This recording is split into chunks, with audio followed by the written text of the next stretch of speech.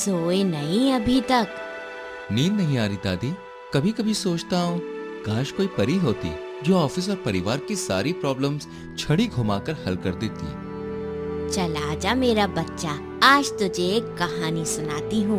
एक बार की बात है। अरे ये सारा खाना बन गया। उम्मीद है सबको पसंद आएगा। तो कैसा लगा खाना? नमक थोड़ा कम है। इससे एक काम ठीक से नहीं होता। ना तो इससे पढ़ाई होती है और ना ही नौकरी और ना ही घर के काम। पिंटू के लिए ये पहली बार नहीं था जब उसे ये बातें सुननी पड़ रही थी, और हर बार की तरह सबको खाना खिलाने के बाद वो खुद भी रोते हुए खाना खाने लगता है। दिन हफ्तों में बदल गए, लेकिन पिंटू के खाने का अपमान यूं ही चलता रहा। आखिर क्यों? मेरा क्या कसूर है? ठीक है, मुझसे पढ़ाई नहीं होती। ठीक है, मैं नौकरी भी नहीं कर पाया, लेकिन घर के सारे काम तो करता ही हूँ। ऑफिस जाने से पहले सबके लिए खाना बनाना, ऑफिस से आने के बाद गरम गरम खाना तैयार करना। तुम परेशान मत हो, तुम्हारे हाथ का खाना वाकई अच्छा होता है। लेकिन वो कहावत सुनी है ना, घर की मुर्गी दाल बराबर। इसलिए कोई बात नहीं, वो सब ऑफिस जाकर बॉस की डांट खाए घर आते हैं। उनके पास अपना गुस्सा निकालने के लिए तुम्हारे सिवा कोई भी तो नहीं है। फिर से कुछ दिन यूं ही बीत जाते हैं, लेकिन आज के खाने के दौरान चिक्की भी घर पर थी। ये क्या बनाया है? इससे अच्छा तो पत्थर ही उबाल लेते, कम से कम इसमें नरम तो बनते। और ऊपर से तुम कम थे जो फ्री की रोटियां तोड़ने के लिए अपनी दोस्त को भी यहाँ पे ले आए। ये सुनते ही चिक्की के मुंह से निवाला निकल जाता है। पिंटू अपना अपमान भले ही सह जाता, लेकिन चिक्की का ये अपमान उससे बर्दाश्त नहीं हुआ। फिर भी कुछ देर चली इस बहस के दौरान कौआ कहता है कि ठीक है, फिर मैं जा रहा हूँ घर छोड़कर। अब से खुद खाना बनाना और खाना। जब गर्मी में गरम गरम रोटी बनाते हुए खुद के हाथ जलेंगे ना, तब याद आऊंगा मैं। अरे जा जा जा, कोई जरूरत नहीं है परिवार को ऐसे नकारे लड़के की। और सुन, ये पत्थर भी तू लेता जा। अगली बार किसी के लिए खाना बनाओगे तो पानी में यही उबाल देना, तुम्हारी उबली हुई दाल से नरम ही बनेंगे ये। पिंटू बहुत ज्यादा उदास था, क्योंकि कहीं न कहीं उसे उम्मीद थी कि उसे उसका परिवार जाने नहीं देगा, उसे रोक लेगा। लेकिन पहला पत्थर उसके पीठ पर लगते हुए उसकी ये उम्मीद भी टूटकर बिखर गई। तो फिर क्या हुआ दादी? फिर एक दिन तुमको पता है, चिक्की नहीं है, उसकी दोस्त ने उसका कत्ल कर दिया है। हे भगवान, इस दुनिया में सिर्फ वही तो मुझे समझ सकती थी। अब मैं क्या करूँगा?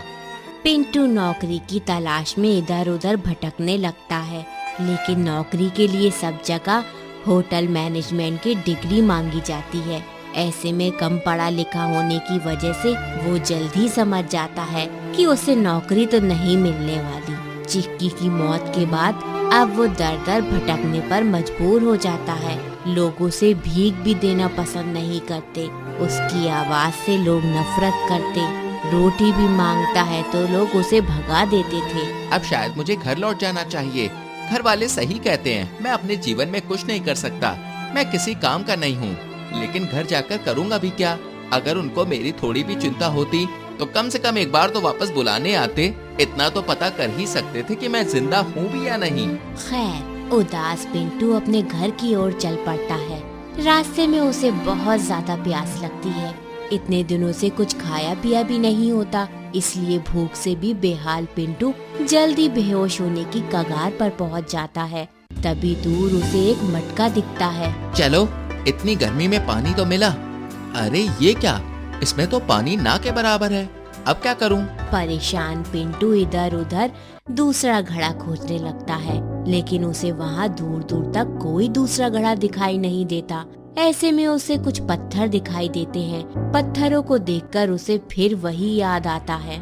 अगली बार किसी के लिए खाना बनाओगे तो पानी में यही उबाल देना, तुम्हारी उबली हुई दाल से नरम ही बनेंगे। अपने बड़े भाई की इस बात को पिंटू अब दूसरे नजरिए से देखता है। वो कैसे दादी? पत्थर को पानी में उबालने के लिए क्या करना पड़ेगा? एक बर्तन में दोनों को डालना पड़ेगा।